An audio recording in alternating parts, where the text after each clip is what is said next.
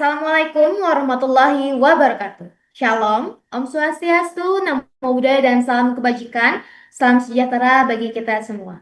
Sebelumnya, izinkan saya untuk memperkenalkan diri. Nama saya Nadia Anugrah Aprilia dengan NIM 2321030 dari kelas AKT 6A. Sebelumnya saya akan menyapa rekan-rekan audiens saya. Apa kabarnya hari ini? Baik, Kak. Alhamdulillah. Pada kesempatan kali ini, saya akan mempresentasikan materi yang berjudul Manajemen Strategi, Analisis, dan Implementasi Strategi Bisnis. Adapun tujuan dari presentasi kali ini adalah untuk memberikan pemahaman mengenai proses analisis dan implementasi strategi bisnis, mulai dari menganalisis kondisi perusahaan, menyusun strategi yang tepat, hingga mengimplementasikan strategi tersebut agar mampu menciptakan keunggulan kompetitif dan mendukung pencapaian tujuan perusahaan. Untuk mencapai tujuan tersebut, terdapat 4 materi utama yang akan dibahas. Yang pertama, TOWS Strategi Blueprint. Yang kedua, Corporate Strategi Arsitektur. Yang ketiga, Strategi Business Blueprint. Yang keempat, Strategi Execution Arsitektur. Melalui pembahasan tersebut diharapkan kita mampu menganalisis faktor internal dan eksternal perusahaan, menjelaskan strategi pada tingkat korporasi, mengidentifikasi keunggulan kompetitif perusahaan, memahami proses implementasi dan evaluasi strategi, serta menerapkan seluruh konsep tersebut dalam menyelesaikan permasalahan bisnis melalui studi kasus yang akan dibahas.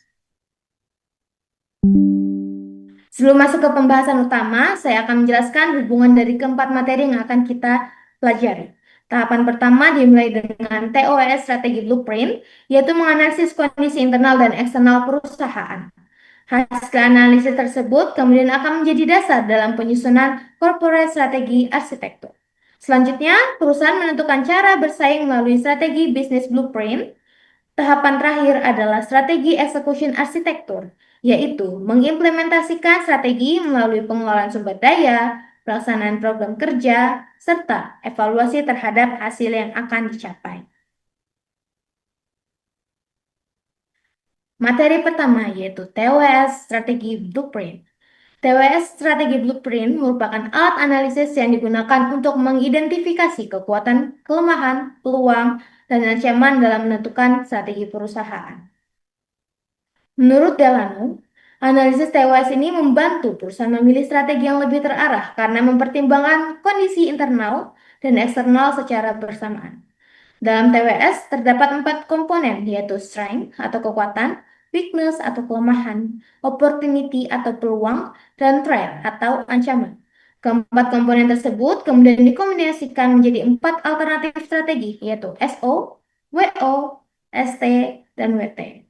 Adapun tujuannya itu untuk membantu perusahaan merumuskan strategi berdasarkan dengan kondisi internal dan lingkungan eksternal perusahaan. Adapun contoh kasus dari materi ini yaitu pada Cafe Time 420S menunjukkan bahwa perusahaan berada pada posisi grow and build karena mampu memanfaatkan peluang pasar dan menghadapi ancaman persaingan melalui strategi TOWS. Selanjutnya adalah materi kedua, Corporate Strategi Arsitektur. Corporate Strategi Arsitektur merupakan strategi tingkat perusahaan yang digunakan untuk menentukan arah dan pengembangan bisnis organisasi. Menurut Priatiningsih pada tahun 2022, strategi korporasi harus mampu beradaptasi dengan perkembangan teknologi, inovasi, dan perubahan lingkungan bisnis agar perusahaan tetap kompetitif. Strategi ini mencakup keputusan penting seperti ekspansi, usaha, diversifikasi, produk, merger, akuisisi, maupun kerjasama strategis. Karakteristiknya yaitu berorientasi jangka panjang, menentukan arah perusahaan ke depannya, melibatkan manajemen puncak perusahaan, mengelola berbagai unit bisnis, serta menciptakan keunggulan kompetitif. Sebagai contoh, pada PT Goto, Gojek Tokopedia, Tbk, yang menerapkan strategi korporasi melalui merger, Gojek dan Tokopedia untuk memperkuat ekosistem digital, meningkatkan efisiensi operasional, maupun memperluas pasar perusahaan. Selanjutnya adalah materi ketiga, strategi bisnis blueprint. Strategi bisnis blueprint merupakan strategi tingkat bisnis yang digunakan perusahaan untuk memperoleh keunggulan bersaing. Menurut Brian Tinningsey, strategi bisnis harus mampu menyesuaikan diri dengan perubahan kebutuhan konsumen dan perkembangan lingkungan bisnis. Oleh karena itu, perusahaan perlu terus berinovasi agar tetap relevan. Terdapat 4 strategi utama dalam strategi bisnis blueprint, yaitu cost leadership yang berfokus pada efisiensi biaya, diferensiasi strategi, yaitu menciptakan keunikan produk melalui inovasi, kualitas, atau citra merek, fokus strategi, yaitu memusatkan perhatian pada segmen pasar tertentu, dan best cost provider, yaitu mengombinasikan harga yang kompetitif dengan kualitas yang baik. Sebagai contoh, pada Wardah yang menerapkan strategi diferensiasi melalui produk kosmetik halal dan inovatif. Sedangkan Indomaret menerapkan cost leadership dengan menawarkan harga yang kompetitif dan efisiensi operasional perusahaan. Selanjutnya adalah materi keempat, strategi execution architecture. Strategi execution architecture merupakan proses pelaksanaan strategi untuk mencapai tujuan organisasi. Menurut Jesa dan Suripto menyatakan bahwa implementasi strategi manajemen berperan dalam meningkatkan kinerja perusahaan melalui inovasi, pengembangan sumber daya manusia, maupun efisiensi operasional. Proses implementasi dimulai dari menetapkan tujuan, mengalokasikan sumber daya, melaksanakan program kerja, kemudian melakukan evaluasi terhadap hasil yang dicapai. Evaluasi sangat penting karena membantu perusahaan menyesuaikan strategi dengan perubahan lingkungan bisnis dan kebutuhan pasar. Adapun skema 4 materi, yang pertama kita harus menetapkan tujuan, mengalokasikan sumber daya, pelaksanaan strategi, dan evaluasi pengendalian.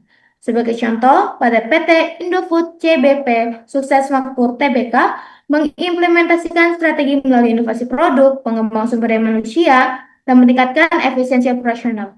Penerapan strategi tersebut membantu perusahaan meningkatkan kinerja dan mempertahankan daya saing di industri makanan dan minuman. Keempat konsep yang telah dijelaskan sebelumnya merupakan satu rangkaian dalam proses manajemen strategi. Proses dimulai dari TWS strategi blueprint, yaitu untuk menganalisis lingkungan internal dan eksternal. Selanjutnya yaitu untuk menentukan arah dan strategi perusahaan melalui corporate strategi arsitektur. Selanjutnya menyusun strategi bisnis dan keunggulan bersaing melalui strategi bisnis blueprint. Melaksanakan dan mengevaluasi strategi melalui strategi execution arsitektur sehingga tercapainya pencapaian tujuan organisasi dan keunggulan kompetitif. Selanjutnya adalah studi kasus pada PT Indofood CBP Sukses Makmur Tbk. PT Indofood CBP merupakan perusahaan makanan dan minuman terbesar di Indonesia yang menghadapi persaingan industri. Dalam menjalankan usahanya, Indofood menghadapi berbagai tantangan, seperti meningkatnya persaingan, perubahan preferensi konsumen, serta kenaikan biaya bahan baku. Namun, perusahaan juga memiliki kekuatan berupa merek yang kuat, jaringan distribusi yang luas, dan kemampuan untuk berinovasi. Kondisi tersebut menunjukkan bahwa Indofood memiliki potensi untuk terus berkembang, asalkan mampu memanfaatkan kekuatan yang dimiliki dan merespons perubahan lingkungan bisnis dengan strategi yang tepat. Berdasarkan teori yang telah kita bahas sebelumnya, PT Indofood lebih dominan menerapkan strategi diferensiasi. Strategi ini diwujudkan melalui inovasi produk, pengembangan berbagai varian, serta penguatan merek sehingga perusahaan mampu menciptakan keunggulan kompetitif di tengah persaingan industri makanan dan minuman. Jika dikaitkan dengan materi yang telah kita pelajari sebelumnya, penerapan strategi tersebut menunjukkan hubungan yang saling berkesinambungan. Pada TWS strategi blueprint, perusahaan lebih analisis kekuatan yang dimiliki. Corporate strategi arsitektur, yaitu melalui diversifikasi produk dan pengembangan bisnis. Selanjutnya pada strategi bisnis blueprint, Indofood memilih strategi diferensiasi dengan terus menghadirkan inovasi produk. Kemudian diwujudkan melalui strategi execution arsitektur, yaitu peningkatan efisiensi operasional agar strategi yang telah dirumuskan sebenar-benarnya telah diterapkan.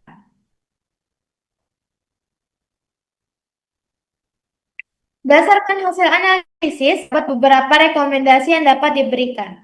Yang pertama, perusahaan perlu terus meningkatkan inovasi produk. Yang kedua, perusahaan dapat mengoptimalkan pemasaran digital untuk memperluas jangkauan pasar. Yang ketiga, perusahaan perlu terus meningkatkan kegiatan research and development agar mampu menghasilkan produk yang lebih inovatif dan memiliki daya saing. Keempat, perusahaan perlu terus mengembangkan kompetensi sumber daya manusia. Dan terakhir, perusahaan perlu melakukan evaluasi strategi secara berkala agar setiap perubahan kondisi bisnis dapat direspons dengan cepat sehingga strategi yang diterapkan tetap relevan dan efektif. Langkah implementasinya yaitu mengembangkan varian, memanfaatkan pemasaran digital melalui sosial, meningkatkan kegiatan riset, mengembangkan sumber daya manusia, dan melakukan evaluasi strategi secara berkala. Baik, rekan-rekan sekalian, sekarang memasuki sesi diskusi dengan ketentuan yang telah tertera. Jika ada yang bertanya, silahkan menggunakan fitur raise hand. Permisi Kak, saya ingin bertanya. Baik, silahkan. Perkenalkan, nama saya Maratu Soleha dengan NIM 2321034 akan bertanya. Pada analisis kasus PT Indofood CBV Sukses Makmur Tbk ini disebutkan bahwa perusahaan menerapkan strategi diferensiasi. Menurut kakaknya, mengapa strategi diferensiasi ini lebih tepat diterapkan dibandingkan strategi cost leadership? Padahal produk Indofood juga menjangkau seluruh lapisan masyarakat. Terima kasih, Kak. Baik, terima kasih atas pertanyaannya. Untuk pertanyaan lain, saya izin untuk menjawab terlebih dahulu pertanyaan yang telah diajukan. Strategi diferensiasi ini lebih dominan diterapkan oleh Indofood karena perusahaan berfokus pada penciptaan keunikan produk melalui inovasi, pengembangan varian, maupun penguatan merek. Hal tersebut dapat dilihat dari banyaknya varian produk yang dimiliki oleh perusahaan. Jika menggunakan strategi cost leadership, perusahaan akan lebih menekankan pada harga murah dan efisiensi biaya. Namun, pada kenyataannya, Indofood tidak hanya bersaing melalui harga, tetapi juga melalui kualitas produk, inovasi, dan citra merek. Oleh karena itu, strategi diferensiasi ini dinilai lebih sesuai karena mampu menciptakan keunggulan kompetitif yang sulit untuk ditiru oleh para pesaing. Apakah menjawab? Baik, Kak, sudah terjawab. Terima kasih. Baik, terima kasih pertanyaannya. Apakah ada pertanyaan lain? Saya mau bertanya, Kak.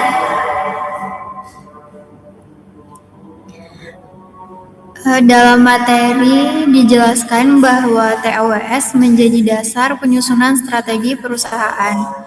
Jika PT Indofood hanya melakukan analisis TOWS tanpa melakukan strategi execution arsitektur, apakah perusahaan tetap dapat mencapai keunggulan yang kompetitif? Baik, saya izin menjawab pertanyaannya. Perusahaan tidak akan memperoleh hasil yang optimal apabila hanya melakukan analisis TOWS tanpa implementasi strategi. TOWS ini kan berfungsi untuk mengidentifikasi kondisi internal dan eksternal perusahaan. Namun, strategi tersebut tidak akan memberikan manfaat apabila tidak dilaksanakan dengan baik. Strategi execution arsitektur ini berperan dalam mengalokasikan sumber daya, melaksanakan program kerja, dan melakukan evaluasi strategi. Oleh karena itu, TOWS ini dan implementasi strategi itu harus berjalan secara berkesinambungan agar perusahaan mampu mencapai keunggulan kompetitif. Apakah terjawab? Terjawab, Kak. Terima kasih.